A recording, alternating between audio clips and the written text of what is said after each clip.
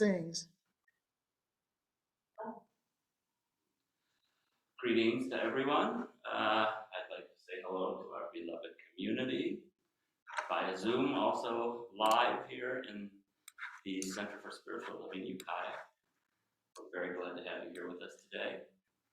I would also like to say that whatever it is you might be looking for, whatever it is that has brought you here today with us, I am sure beyond certainty that you will find that thing that you are looking for with us in our music, within our talks, within our community here that you will find with us.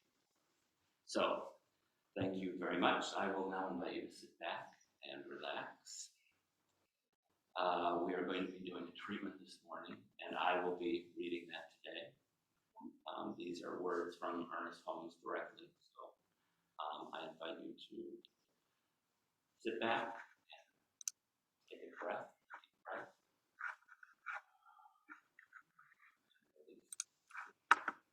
Let's do even one more.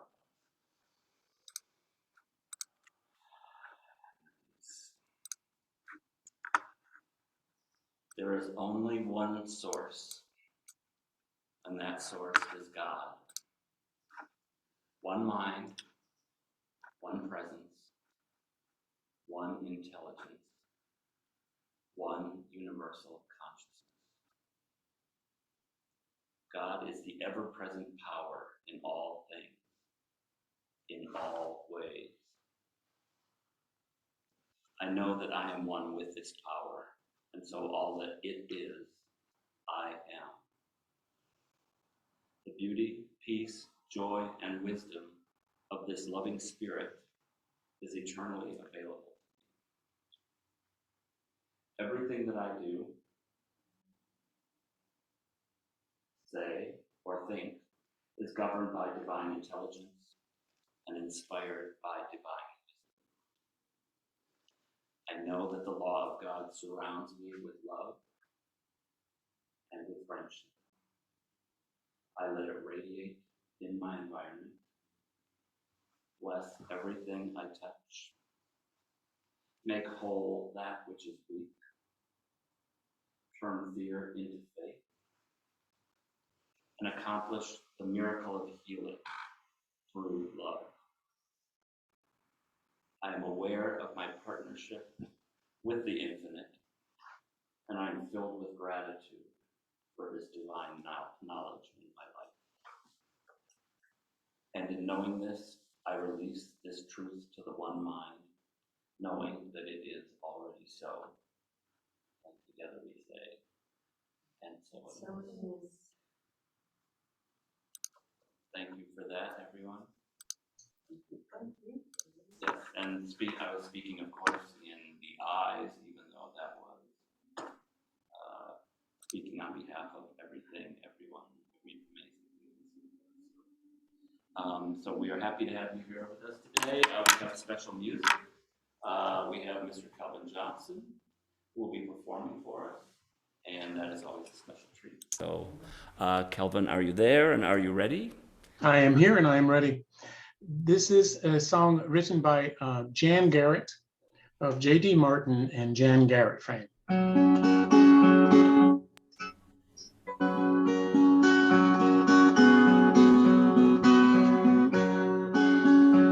I dreamed of rain and the rains came, soft and easy, sweet and clear. I dreamed of rain and the rains came, and peace spread over the land.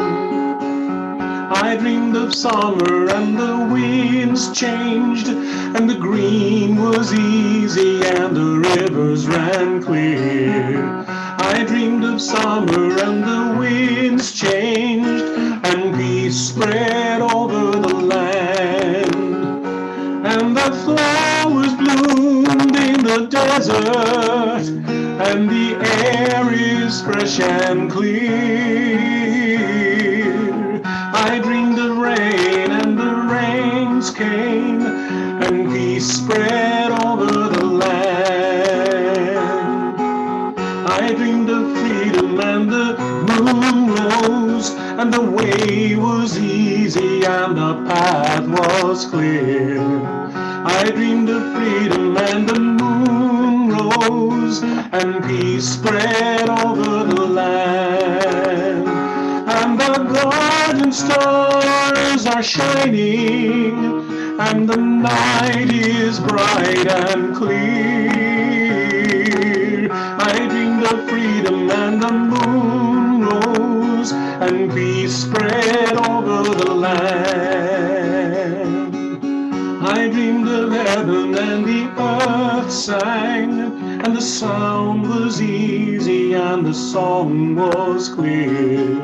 I dreamed of heaven and the earth sang, and peace spread over the land. And the ancient pain is forgotten, and the Father's debts are clear. I dreamed of heaven and the earth sang, and peace spread over the land. And the ancient pain is forgotten, and the parents' debts are clear. I dreamed the rain and the rains came. I dreamed the rain and the rains came. I dreamed of rain and the rains came, and peace spread over the land.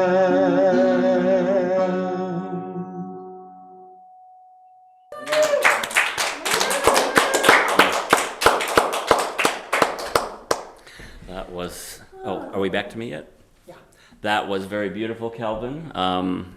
We love having you here every time, and we appreciate you sharing your wonderful gift with us. And you have the voice of an angel, so we love hearing that every time you're here as well. I had one short little thing, just a little paragraph I wanted to read to you.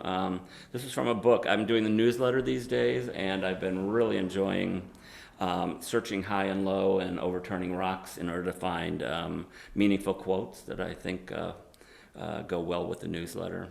And I came across this introduction to a book. It's by Ken Robinson, and I can't remember the name of it. Unfortunately, I didn't write that down. But it's how he opens the book, and it's so I'll just read it to you. I think this is just really brilliant. It says, an elementary school teacher was giving a drawing class to a group of 6-year-old children. At the back of the classroom sat a little girl who normally didn't pay much attention in school. In the drawing class, she did.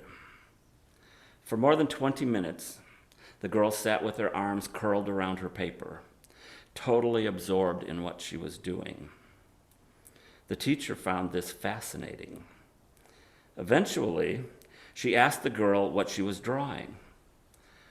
Without looking up, the girl said, "I'm drawing a picture of God."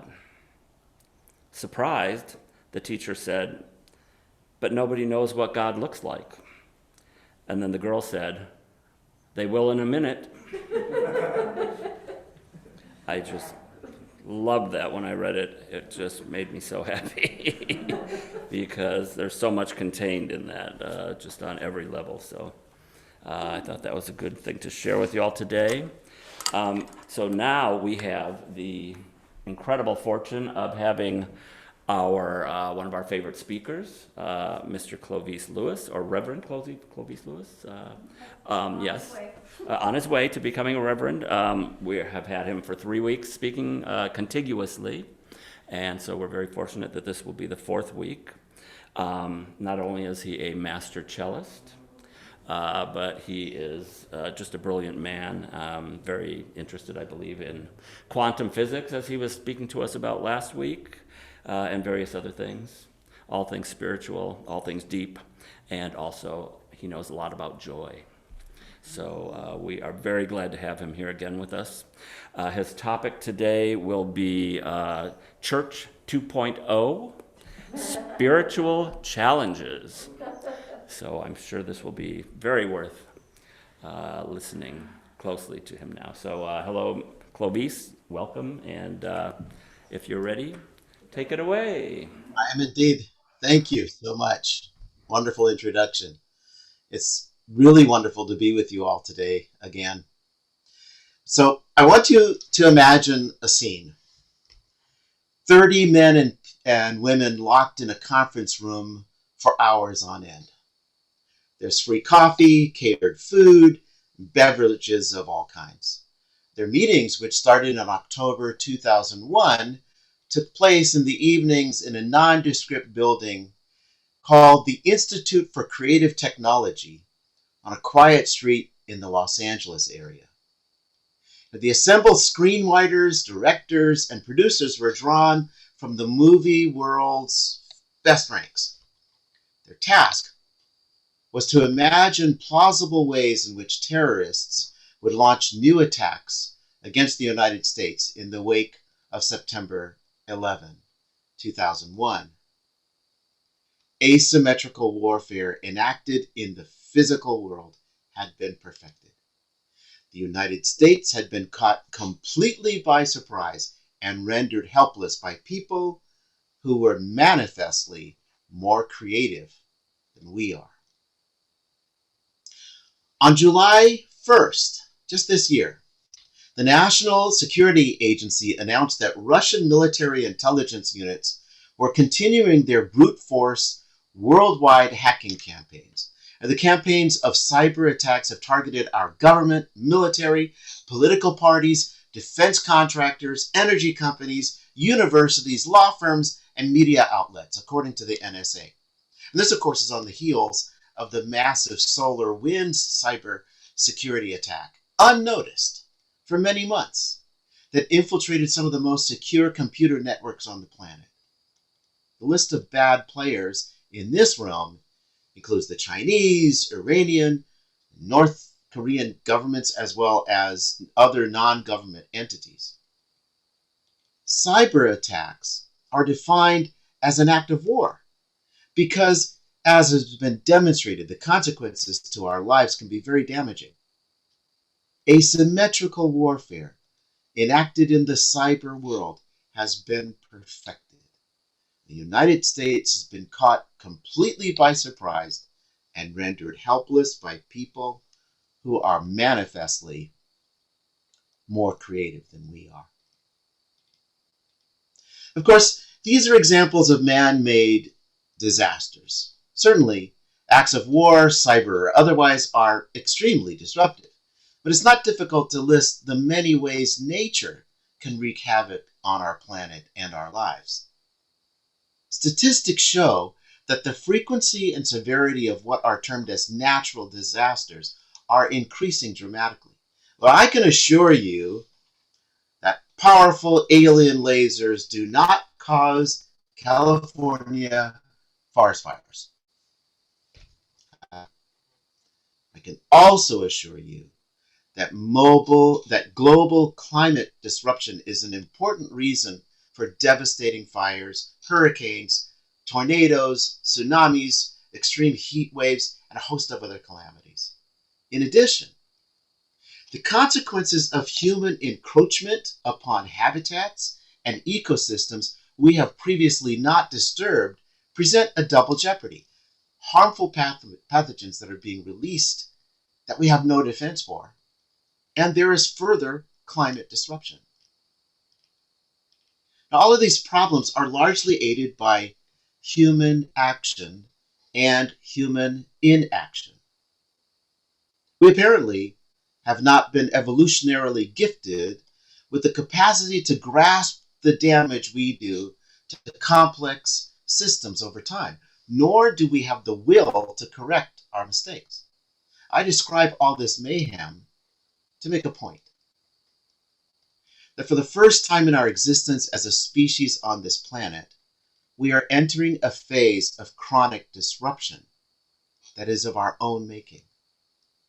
This is the stark, brutal, and clear reality that we must come to grips with, whether we like it or not. Since mid-2019, I've been involved in a deep study of what I call Church 2.0. The focus has been on how organized religions need to adapt to the challenges of the future. And then the COVID-19 pandemic appeared to place an exclamation point on my work. It has fundamentally changed the way all religious organizations offer spiritually centered services. The Church 2.0 project is intended to inform, prepare, and equip religious organizations to meet spiritual needs in a time of chronic and ongoing crisis. As we all know, many denominations transition to online delivery of pastoral and administrative services. Big duh, you know that. The current focus for many churches is on restoring the status quo. Consequently, further challenges such as the many effects of climate disruption, possibility of other pandemics, social unrest, deep political division, and the possibility of economic collapse in many sectors are not generally being planned for. And that's because people have not recognized that the post-March 2020 world is fundamentally and permanently changed. So all this activity begs the question, what is the status quo? And I would argue this term, status quo, is misleading, and it has the effect of blinding us to reality. Status quo generally is interpreted as something that's normal or unchanging. These days, especially after being so rocked by COVID-19 and Delta virus, the Delta variant, we desperately seek the comfort of the familiar. We want to go back to movie theaters. We want more 4th of July good stuff. And we want to worship in our pews and our chairs again, surrounded by our church family. Now that's all fine. But it's not the status quo, is it? The definition of status quo is the existing state of affairs. Now I remind you that the existing state of affairs is that COVID-19 is not done with humanity. Worldwide, over 184 million people have contracted COVID, and nearly 4 million have died from it. And statistics this week shows that over 700,000 people in the United States alone have now died from COVID. At this moment, populations of the unvaccinated in our country are at great risk of dying from more virulent strands of COVID, such as the Delta variant. Our evolutionary limitations are literally killing us. Why many unvaccinated go blithely along believing that luck or willpower will save them from COVID? Others who are vaccinated ignore warnings about the need to exercise precautions in crowded spaces. I don't understand this. So the status quo is actually a state of flux, change, disruption, chronic crisis, and uncertainty. It should be clear that the notion of returning to some ideal status quo is a dangerous myth. And this is the place in a sermon where my good friend, the Reverend Ben Myers, would say to me now, Clavice, you've got the congregants, you got to give them some good news, some solution or some hope after all that doom and gloom. Well, my friends, there is good news in all this chaos. I imagine you've heard the phrase, may you live in interesting times. This is an English expression that purports to be a translation of a traditional Chinese curse. While seemingly a blessing, the expression is normally used ironically.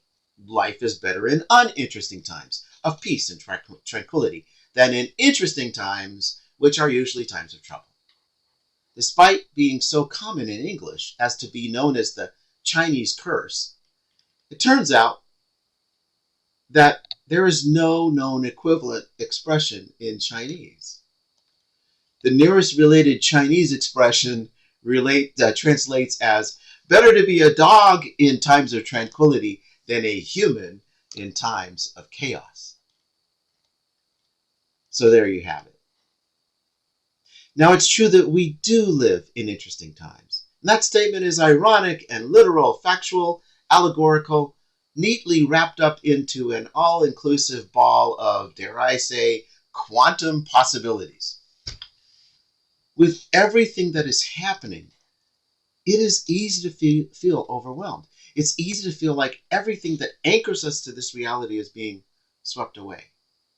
But the fact is, we don't need to feel overwhelmed, and reality isn't being swept away.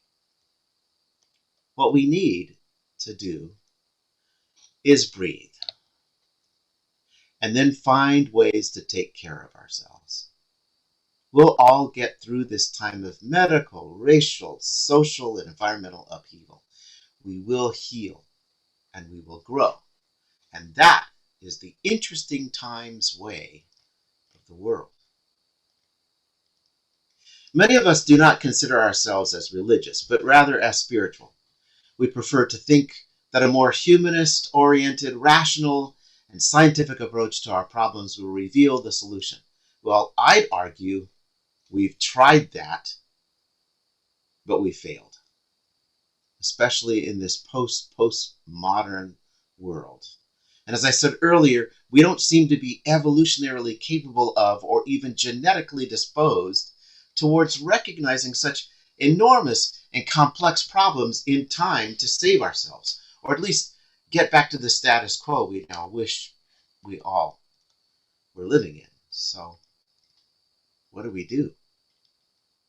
As far as solutions to the uncertainty and disruption that will be a constant feature of our lives is concerned, the most important thing is to take control of what we do have control over. The second thing is to be creative. The third thing is to rely on each other for help.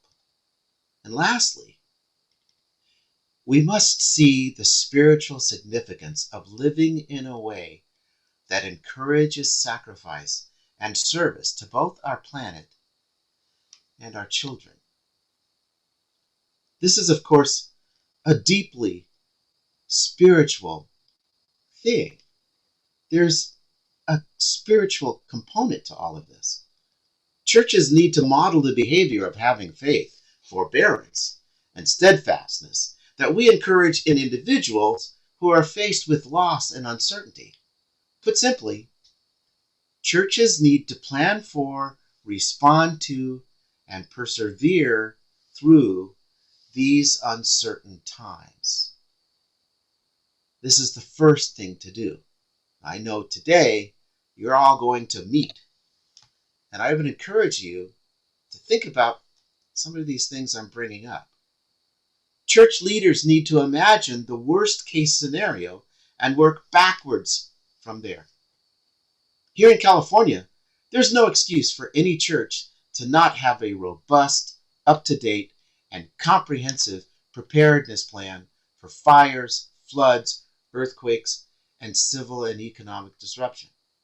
Believe it or not, one of the best documents I have researched for the Church 2.0 project is a FEMA publication from June 2013 entitled Guide for Developing High-Quality Emergency Operations Plans for Houses of Worship.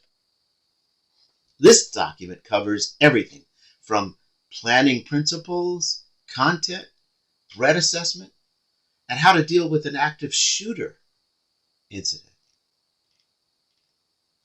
The second thing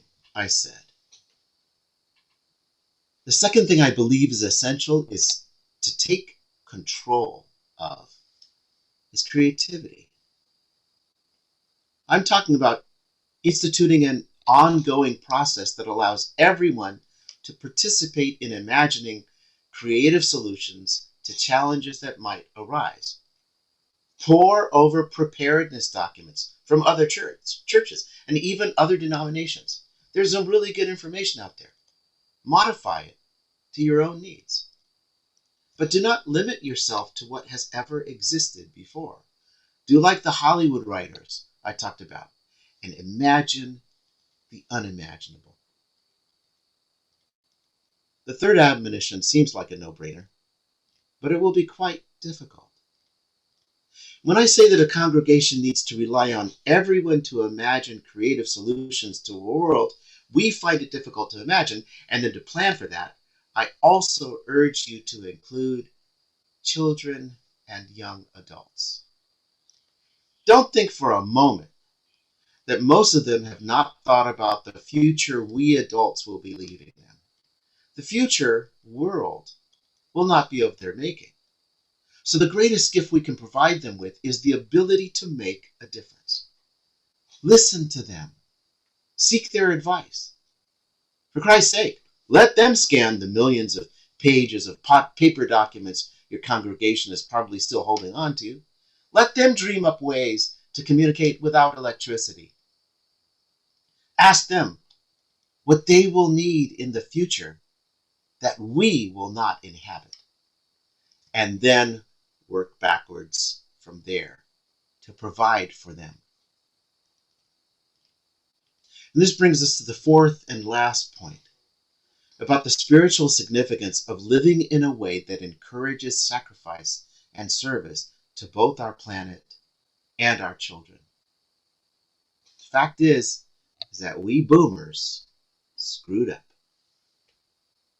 We need to own that and move forward. Our children may not be able to articulate yet their loss, their grief, and possibly anger at us for our errors. And this is the time for both humility and forgiveness. We may not be evolutionarily capable of getting out of our own way, but we can hope that future generations will be smarter and able to work with far fewer resources than we presently have. Living in a way that encourages sacrifice and service to both our children and the planet is the greatest spiritual challenge of our age. And I'm reminded of the saying that there are no atheists in a foxhole. Whether we wish to acknowledge this or not, we are responsible to our planet, which is a living entity with rights that we have abused. We have abused the rights of unborn generations of human beings to come, and we have abused the rights of all living creatures on earth. This is an indictment I raise, particularly to those of us who do not believe in a God with a personality. Others have an out. They can point to our sinful, fallen nature and expect merciful miracles to save us from ourselves. Some of us pride ourselves on action for social and environmental justice, but we can do all that from our living rooms, enabled by our checkbooks. My challenge to all of us is to reach deep down to where our guilt lives, and then extract from that place our own forgiveness. If you are in this foxhole without a deep set of beliefs or convictions, then I encourage you to look into the only book of life that matters. That book is our set of genetic instructions encoded into our DNA. Fear, guilt, trauma, and anxiety is all transmitted to our future generations epigenetically. What do you wish to leave them? Will you leave them fairy tales and denial? Or will you transmit the clear-eyed purpose of sacrifice and service? Are you willing to sacrifice your energies, your wealth, your conveniences, and your way of life to ensure a hope for future life on this planet? Are you willing to serve others in need now and in the future? As I said earlier, all of these problems that characterize the contours of a bleak future are largely aided by human activity and human inactivity. And now, from this larger context, I repeat that for the first time in our existence as a species on this planet, we are entering a phase of chronic disruption that is of our own making. My dear friends, the fact is that forgiveness will need to be the spiritual and psychic bedrock of the church of the future. We must absolve ourselves to ourselves, as Emerson put it. We must rise above the debilitating guilt most of us have not yet acknowledged. If we can't step out of the way of our evolutionary ineptitude, then we can at least work to correct that fault. If we can't see the future of climate disruption, then look deeply into the eyes of young people everywhere. Weep and then act. If you're not sure what to do next, then organize with your friends in this church. Put your heads together. Feel, love, grow, sacrifice. Allow compassion to guide you. Do you want to know what I think Church 2.0 will look like?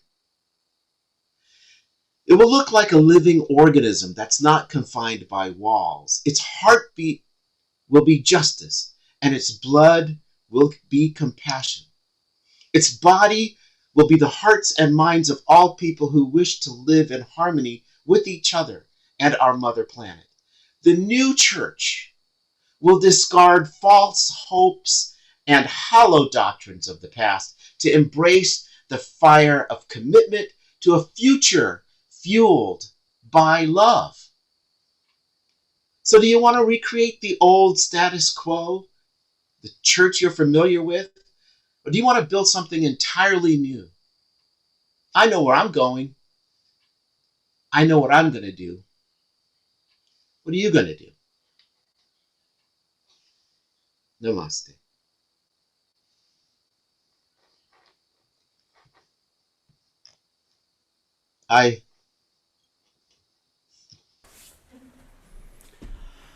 Wow.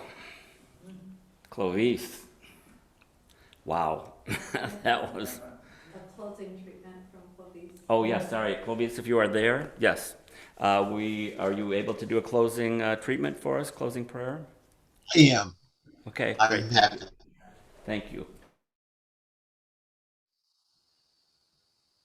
We recognize God, Spirit of life, great power, all there is, and whatever rises from the depths of your being as the ultimate, limitless presence and power in the universe. You, we, are all there is. If we listen very closely, we'll hear an extraordinary sound. Listen with new eyes, and we will hear the sound of trees falling in a forest.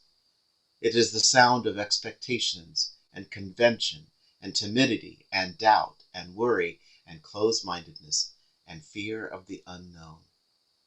We accept that we are all one, and with God, with you, we are one. We know God acts through us, as us, in all life. We are one with God, Spirit of life, great power, all there is. Now, already knowing that we are part of God, we realize without doubt or reservation that we desire good. To experience that is now taking form through universal power. We know that our desires for peace, harmony, enlightenment are complete, and we accept those gifts. We thankfully accept that the good is ours now.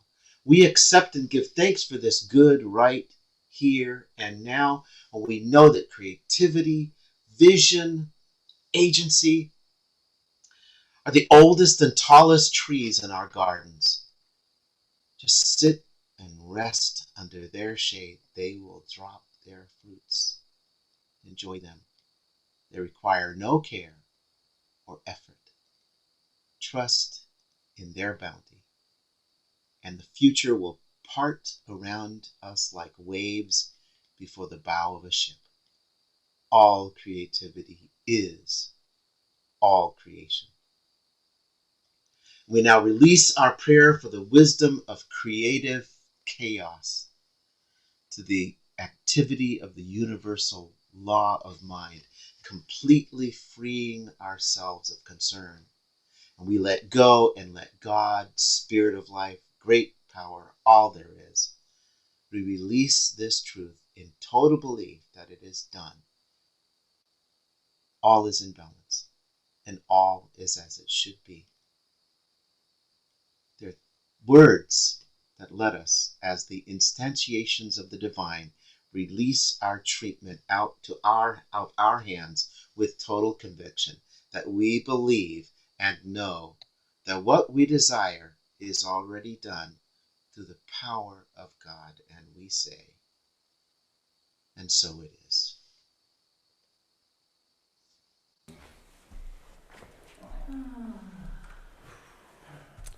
Okay, let me say it again.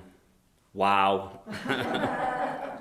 Clovis, you have such it's like you blow the doors off of sort of everything.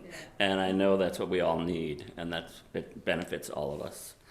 Your wisdom is just so deep and so vast that we are so grateful to have you here speaking with us and whoever else we are sharing this with by way of the internet, etc. So thank you again for giving us so much of your wisdom, Clovis.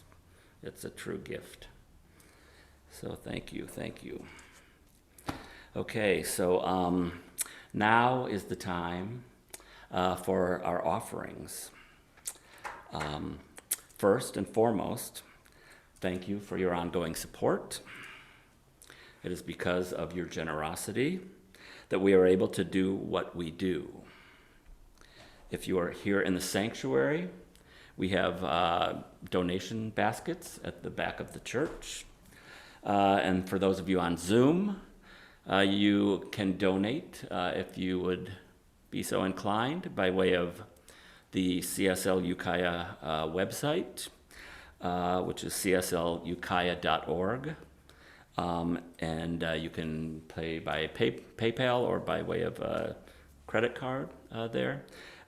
Your donations help to keep this center up and running, and they're critical to allowing us to keep doing what we're trying to do here, making this world a better place. So that is, we're now going to say our offering. We can say it together, and so we are here. And let us say this together. Join me, please. Please say with me our offering affirmation. It says that right here. So, divine love through me blesses and multiplies this gift. With all my heart and with all my mind, I know that I am saying yes to something I value. With all others present here, we dedicate these gifts to the values and visions we share. Thank you very much. We do have a few announcements. Also, I'm not sure if I actually introduced myself. My name is Terry, so I wanted to say that. And at the beginning, I don't know whether I actually said, we are here, the CSL Ukiah Center for Spiritual Living. So late, but I wanted to make sure I put that in here somewhere too. So let's see, we're continuing Sunday services, both live and Zoom, in the upcoming days. And the link to get in via Zoom is always in the newsletter that gets sent out several days before each Sunday in your email. Also, we have the center's Facebook page and the website aforementioned, cslukiah.org, that has a click button for joining by way of Zoom as well. So we also have a mask mandate for when you are here in the building. So please remember to bring your masks if you're going to be here live with us. Today we are following this service with a next steps meeting. This is where we are further planning some of the information that we talked about by way of Reverend Sayota Bell and also Tara Steele. Tara Steele, thank you. I knew it was there. Yes, they gave us some great things to consider, and so this is a continuation of how we can both make our church, help our church to be as functional and helpful as possible. Also, all these new things from Clovis now that we get to expand and add into the docket there, so that is really great. Very, very, very, very important stuff. So thanks again, Clovis, for that. So we will having the meeting, the next steps meeting immediately following this service here in the center. So let's see. The next item, I didn't know if I understood. Service support, see Gail. So I'm not totally sure what that means, but I'm saying it anyway. And maybe if you just want to help out, I guess, different ways to do that. See Gail, make contact with her. We also have building bridges that we are offering donations to. Anybody who has donations can be dropped off both at Trudy Morgan's front porch, 408 West Mill Street, or also they can be delivered directly to the center, which is at 1045 South State Street. They need a variety of items, and so, but we've covered that many times in the past. So next Sunday, we are still in the process of knowing who will be presiding and who will be our speaker. However, we do know that we have Elizabeth McDougall, who will be coming and performing live here in our center, and she has not been here since February. Piano, what did I say? Yes, classical piano, and amongst other things. And she has not been here since February, so we are always happy to have her here. She's quite brilliant, and so we look forward to that. That will be next Sunday. We are now going to have a closing song by way of Kelvin Johnson again. And so, Kelvin, are you standing by and ready and able? Yes, I am. Awesome. In this moment, in this place, I remember who I am, letting fear and worry fall away from me. I open my eyes and see there is only love. There is only love. Love that heals, love that sets me free.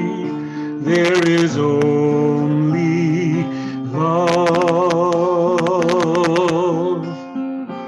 When I lose myself, when I feel I've lost my way, when I go inside and quiet my mind, I can hear Spirit gently say, there is only love, there is only love, love that heals, love that sets me free.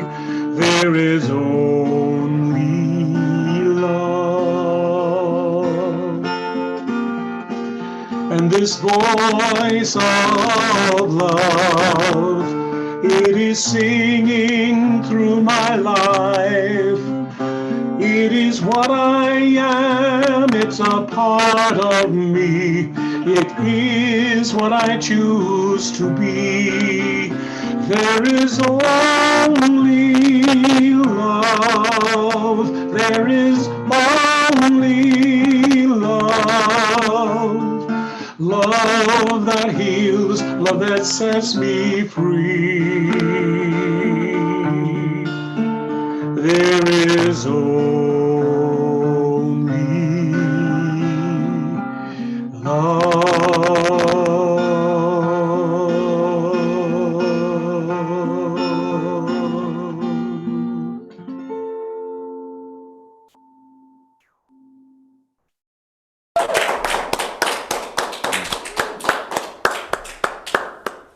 Indeed, there is only love.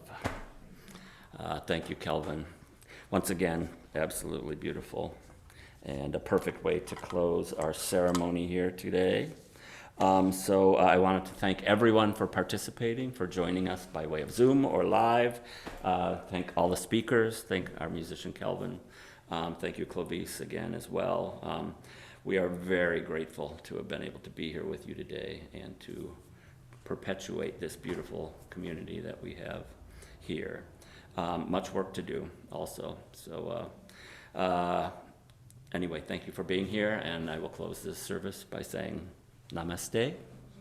Namaste.